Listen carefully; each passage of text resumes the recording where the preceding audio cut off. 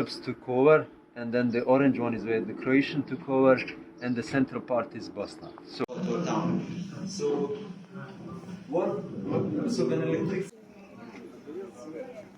So this is the area of the Tunnel of Hope, and this is the area of the Tunnel of Hope, and this is one of the trucks that was used to import goods. And the driver, he wasn't a religious man, but he was like, said to God, let me survive this so I can help the people. And he survived the war, and he was an important driver bringing supplies in and helping the people during the time. And he used his house as part of the tunnel, which you can't really see because it wasn't made to last. But basically, the Serbians would bomb from that side there, and I believe this side here as well, around those houses and those hills. And that side is, of course, Sarajevo. And the aim was to escape that way, to get out of the territory and to kind of bring in supplies. That was the free territory side. And so the bigger mountains are in the snow, so there weren't really any Serbs there, and they don't really want to go there.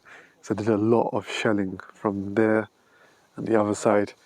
And this was like a runaway, so the Bosnians had to try to come at night to escape and get through, and many times they didn't. My tour guide, one of his cousins, he got it around 3 times, and sort of within those 3 times the people that he ran with, they all got shot and killed. And there was a joke that they made, so they were saying how they always make a joke. One of the jokes was, if you go a 4th time, none of us will go with you. Why? Because we will die and you'll survive. So that's there was being a humour from it, subhanAllah, from such a bad situation. But this is more or less, and I come from the airport, it was really quiet. And right now it's not the biggest airport, but it was UN controlled eventually until the end of the war. So they said we don't want to go near the airport, bomb near the airport. So it was a good strategic location to try to build the tunnel from. So rather than running across, build a tunnel, civilians, army, soldiers would come bring food. This was the Tunnel of Hope, which helped them, survive. So this is very interesting, and we'll see some more.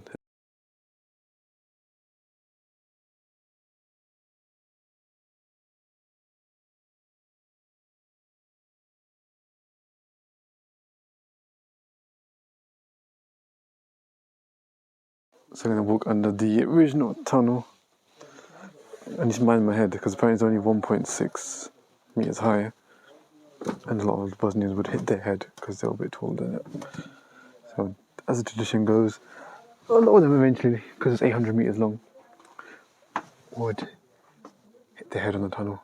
Unsurprisingly, you can see here. Let's see how far I can go. It's not the full thing. It's only a few meters, of course. But you can get a feel of it.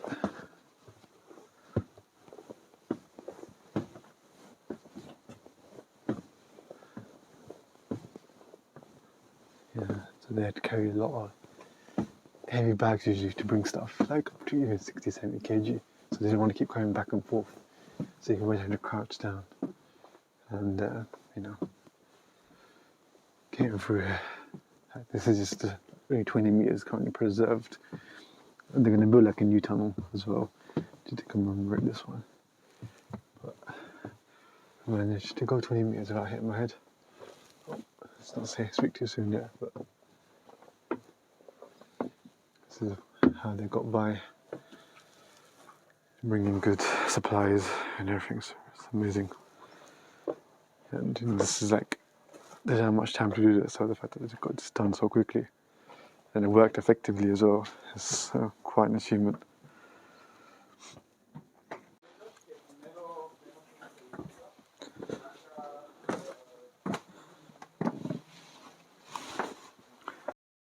So I'm at the bobsleigh thing, what they call it, track, and this is in Sarajevo, part of the Olympics. So they had the Olympics, I can't remember exactly how many years before the whole genocide and the siege, but it's a reminder of how beautiful it was, how successful the country was before, what they had going for it, and the amount of effort and time to put into this sort of bobsleigh track, which is probably the most expensive thing as part of the Olympic Games that they're hosting.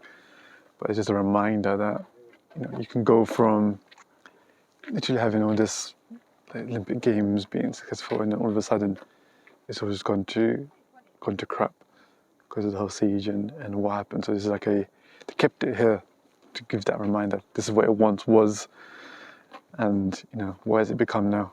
Like, it just remains basically.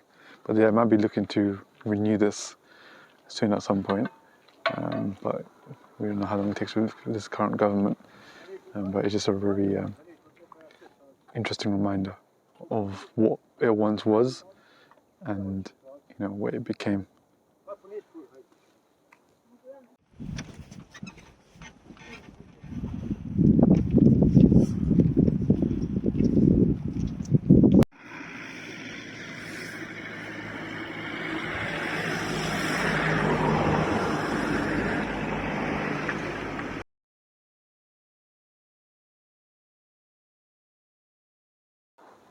So this is the Jewish cemetery, second largest one in Europe, which they've preserved and protected. And you can see a yellow building over there. That says Hotel Europe Group, but this is a Holiday Inn this is Holiday Inn basically.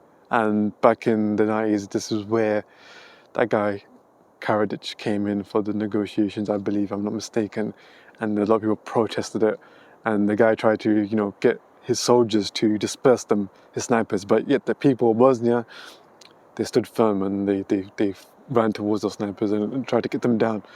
And this is like a lot of the land here on the side. I'll show you the Parliament building as well. So you see the flag is there. Can you see the flag? Yeah. Well, maybe my camera can't zoom in that well. We can see a little flag near the middle. That's the Bosnian Parliament building as well. But around these areas, there was a lot of conflict. And even around here, like if I show you very briefly, look at this grave, look very closely, you can see bullet holes. There's a lot of conflict here.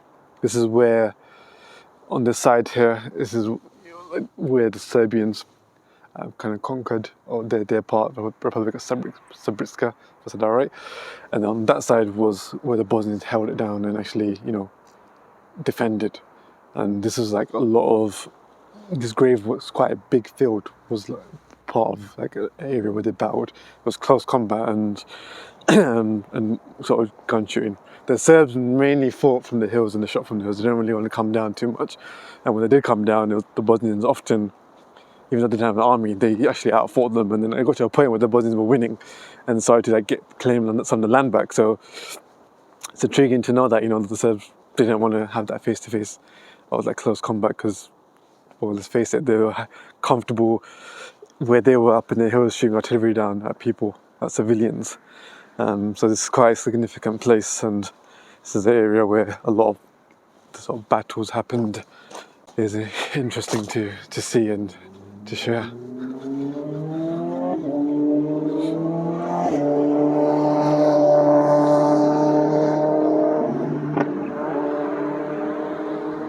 So the Bosnian side over there, that hill, and the Serb side where I'm standing right now, or up towards here anyway.